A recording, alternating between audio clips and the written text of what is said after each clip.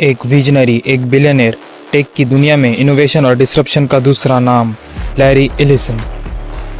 आखिर कौन है ये इंसान जिसने ओरेकल को आज आसमान की बुलंदियों पर पहुंचा दिया है? चलिए इस सफ़र की शुरुआत करते हैं। लैरी एलिसन ने सिर्फ ओरेकल नहीं बनाई, उसने एक टेक जायंट बनाया जो कि आज टेक इंडस्ट्री का एक पावर हाउस है।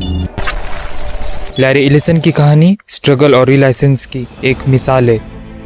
बचपन में स्कूल में फेल होने वाले बच्चे से लेकर एक टेक जायंट बनने तक उनका सफ़र बिल्कुल भी आसान नहीं था। लैरी एलिसन का जन्म 17 अगस्त 1944 को न्यूयॉर्क में हुआ। जब वो बस 9 महीने के थे, उनकी माँ ने उन्हें अडॉप्शन के लिए दे दिया। उनकी मासी ने उन्हें अडॉप्ट कर लिया और उनका नया घर बना शिकागो। लैरी ने अपनी एजुकेशन पर बहुत ध्यान दिया, लेकिन उनका मन एकेडमिक्स में कभी भी नहीं लगा। काफ़ी मेहनत करने के बाद भी मन न लगने पर उन्होंने कॉलेज से ड्रॉप आउट लिया, वो भी एक नहीं बल्कि 2 बार।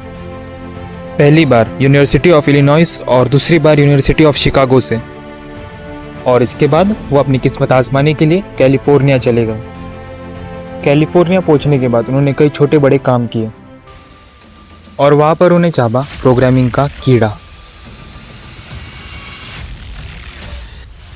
और यहाँ से शुरू हुई एक टेक जायंट बनने की कहानी। 1970s के दौरान सिलिकॉन वैली में एक नई दुनिया बन रही थी। टेक्नोलॉजी के नए एक्सपेरिमेंट्स हो रहे थे। 1977 में लैरी ने अपने दोस्तों के साथ मिलकर एक छोटी सी कंपनी की शुरुआत करी। यह थी सॉफ्टवेयर डेवलपमेंट लैबोरेटरीज, जिसको आज हम ओरेकल के नाम से जानते हैं। ओरेकल का जन्म एक रिवोल्यूशन का आरंभ था। ओरेकल का सबसे बड़ा ब्रेक थ्रू आया जब उन्होंने दुनिया का पहला कमर्शियल एसक्यूएल डेटाबेस डेवलप किया। ये एक ऐसा इनोवेशन था जिसने पूरी दुनिया को हिला कर रख दिया।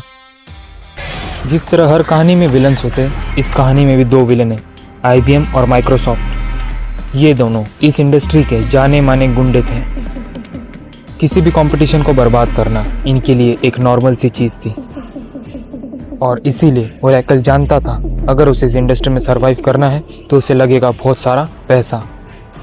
1986 में ओरेकल ने अपना IPO लॉन्च कर दिया और बढ़ते हुए पैसे के साथ उनके एक्विजिशंस भी बढ़ गए, जिसने ओरेकल को बना दिया इस इंडस्ट्री का तीसरा सबसे बड़ा गुंडा। लैरी एलिसन की लीडरशिप का स्टाइल बहुत ज़्यादा यूनिक है और कभी कभार तो उनके इन्वेस्टर्स के साथ उसी वजह से उनकी बहस भी हो जाती है। उनकी रिस्क टेकिंग कैपेबिलिटीज़ और डिसीजन मेकिंग स्टाइल उन्हें इस इंडस्ट्री में एक अलग ही मुकाम पर ले जाता है। हर सेक्टर अपने हाइज और लोज से गुजरता है, उसी तरह इस टेक इंडस्ट्री ने प्रॉफिट्स भी देखे और लॉस भी देखे। जब भी इस इंडस्ट्री के बड़े बड़े जायंट्स रिस्क लेने से डरते थे, तब लैरी बड़े बड़े डिसीजंस ले लेते थे। लैरी एलिसन की पर्सनल लाइफ भी उनके बिजनेस की तरह ही एक्स्ट्राऑर्डिनरी है। उनके लैविश लाइफस्टाइल, सेलिंग का शौक और फिलैंथ्रोपी की फील्ड में उनके काम उनकी एक डिस्टिंक्ट आइडेंटिटी बन चुकी है। बड़े बड़े बिलियनर्स ग्राउंड टूर दिखने के लिए अपनी लैविश लाइफस्टाइल को छुपा कर रखते हैं। हमारे लैवी भाई साहब यहाँ भी पूरी तरह उल्टे हैं। बड़े बड़े yards, private islands, luxury properties उनके जीवन में एक स्पेशल प्लेस रखते हैं और उन्होंने अपनी सक्सेस का पूरा फ़ायदा उठाया है और अपनी लाइफ को पूरी तरह एंजॉय किया है। लैरी को हमेशा ही सेलिंग का शौक रहा है। उन्होंने तो एक बार अमेरिकाज़ कप भी जीता है। ओरेकल ने दुनिया भर में कई इंडस्ट्रीज़ को ट्रांसफॉर्म कर दिया है। आज भी ओरेकल टेक इंडस्ट्री में एक मेजर प्लेयर है और ये सब लैरी एलिसन के विजन का नतीजा है। तो आपको क्या लगता है, आने वाले वक्त में क्या लैरी एलिसन इलॉन मस्क को हरा पाएंगे?